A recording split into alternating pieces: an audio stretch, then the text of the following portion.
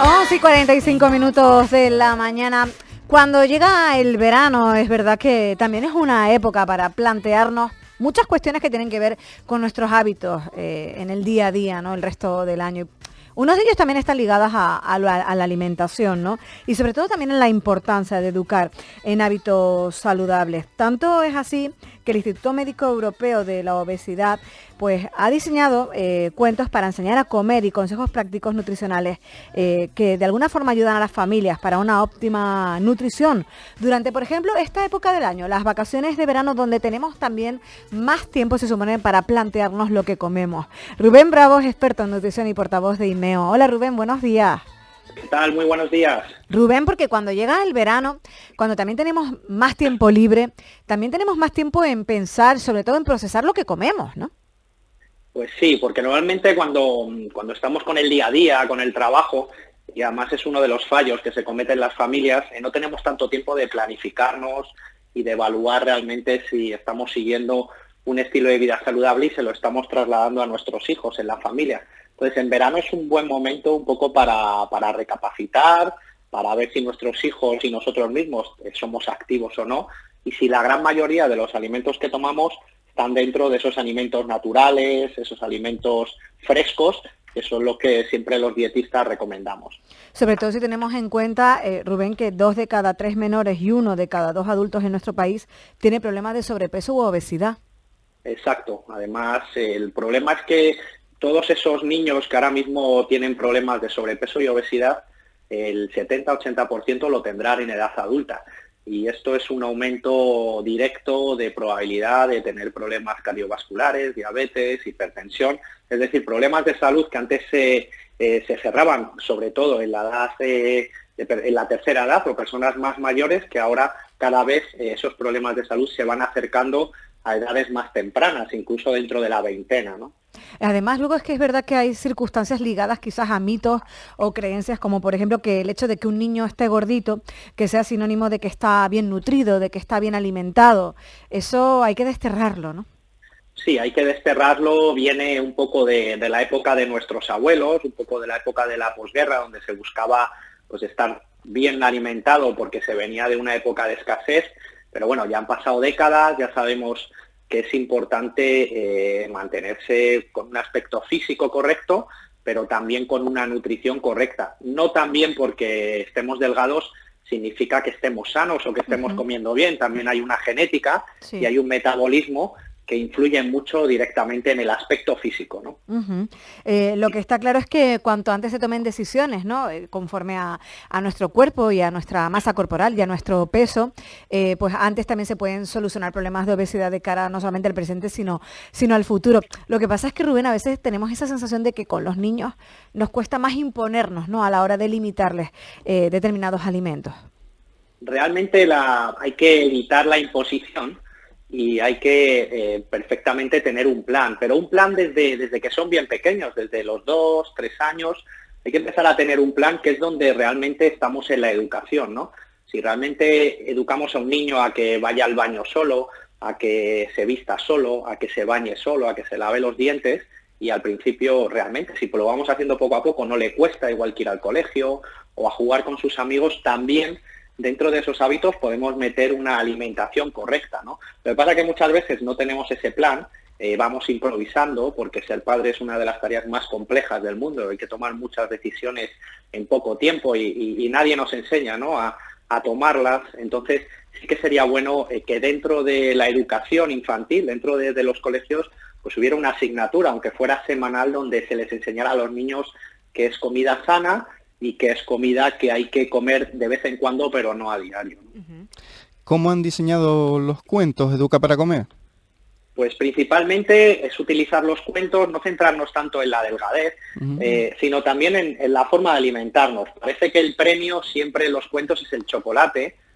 Los niños comen chocolate, por ejemplo, en la casita de chocolate, y perfectamente aquí podemos buscar helados saludables, podemos buscar más la fruta, más otro tipo de alimentos que también son ricos y que incluso configurados de una forma correcta y saludable pueden competir con alimentos que no son tan sanos, ¿no? Digamos que es verdad que muchas veces los premios, las recompensas, ¿no?, en nuestra sociedad, tienen mucho que ver también con los alimentos, como bien decía Rubén, el chocolate, ¿no? Siempre ha llegado a nuestras vidas como para premiarnos. Exactamente. Yo a mi hija, que tengo una hija ahora de 5, ya va a cumplir 6, cuando ella no hace bien las cosas, que normalmente te castigan sin chocolate, yo la castigo entre comillas, reduciéndole la fruta. Y ella quiere la fruta, siempre queremos lo que nos castigan. Y en cambio ella el chocolate prueba un poquito y ya está, y las chucherías muerde una y le resulta con un sabor muy intenso. ¿Por qué? Porque al final los alimentos que no son tan saludables, los cacaos, los excesos de azúcares, al final sí que también van acostumbrando a al paladar desde pequeños a unos sabores muy intensos, donde la fruta o los alimentos naturales no pueden competir, y además hay mucha evidencia científica que dicen que estos alimentos crean adicción, con lo cual al final estamos los niños pequeños creando adictos hacia alimentos que son muy ricos en azúcares, en grasas saturadas, y que están muy lejos de ser saludables. ¿La cesta de la abuelita puede ser ecológica?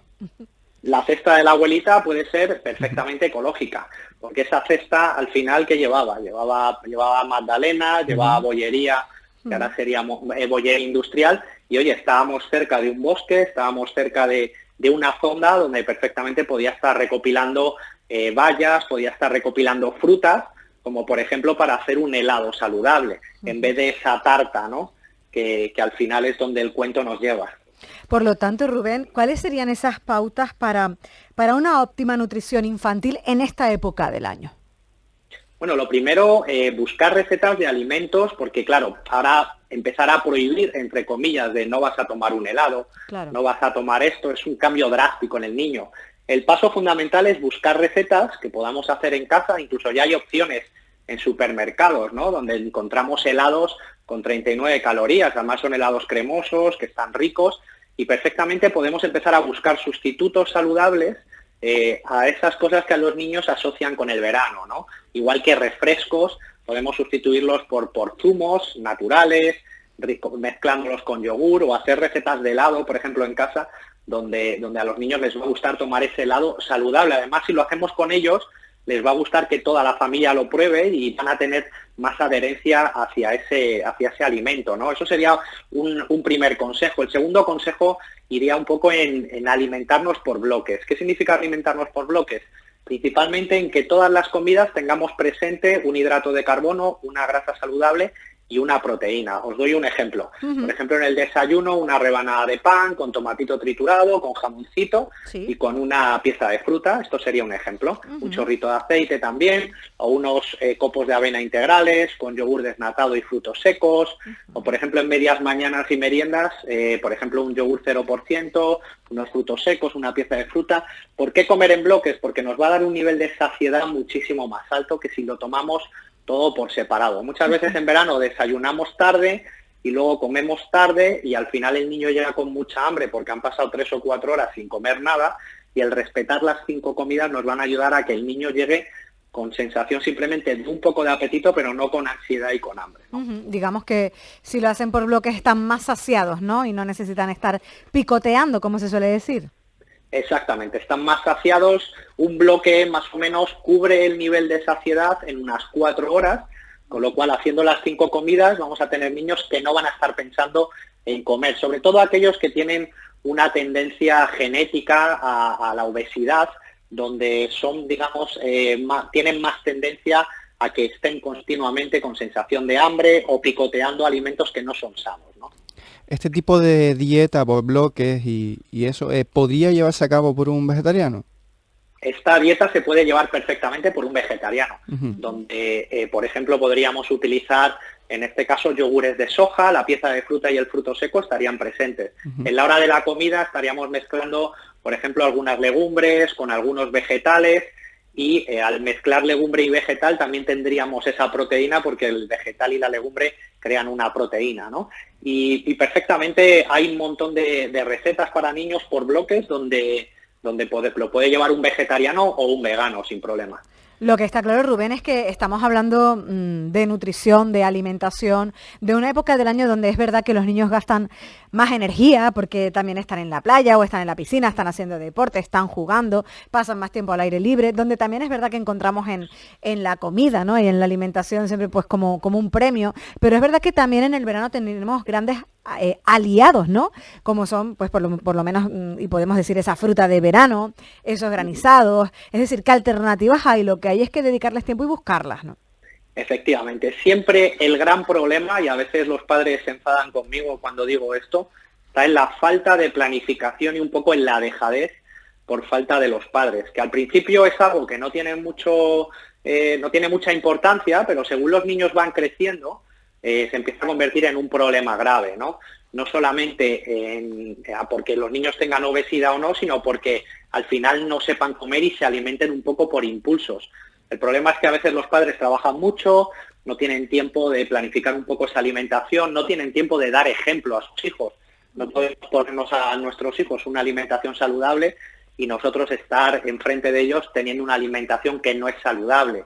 No podemos indicarles a nuestros hijos que vamos a que monten en bici y nosotros estemos en el sillón todo el día. Entonces los hijos hasta los 9, 12 años se van a guiar por lo que nosotros hagamos. Y es un buen ejemplo el que nosotros nos insistamos, nos obliguemos también a cuidarnos y a darles un ejemplo y una educación simplemente por nuestra propia actitud, ¿no? Hacia esto. A propósito que esto que decía, al final la culpa de estos hábitos de consumo no saludables, no es de los niños, sino de los padres que no le dan el ejemplo que deben seguir.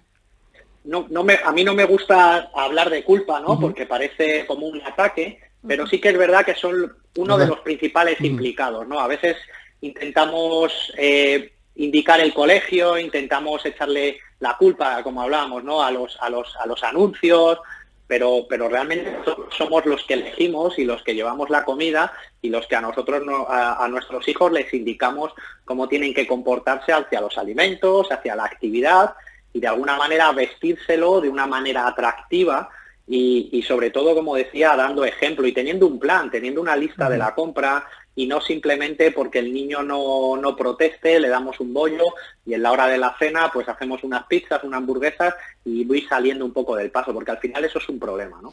Bueno, pues la verdad que buenos consejos de cara a esta estación en la que estamos, el verano, vacaciones para muchos, tiempo también para reflexionar sobre cómo comemos, sobre el tiempo que le dedicamos también a la elaboración de lo que comemos cada día y sobre todo a reflexionar sobre si nos estamos alimentando de manera sana. Y qué mejor que hacerlo pues de la mano de un experto en nutrición y del Instituto también IMEO, Rubén Bravo. Rubén, muchas gracias por estar con nosotros en la sintonía del Alpispa.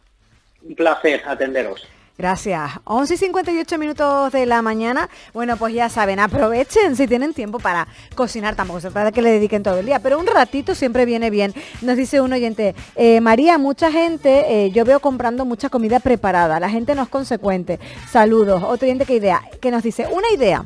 Dice, los moldes de hielo del congelador, poner jugo de naranja con un palillo dentro y polos listos y sanos. Un abrazo, la verdad que ideas hay, ¿eh? Podemos encontrar un montón de ideas sanas para polos, para helados incluso, para algún batido, para algún zumo. ¿A qué sí, Ale?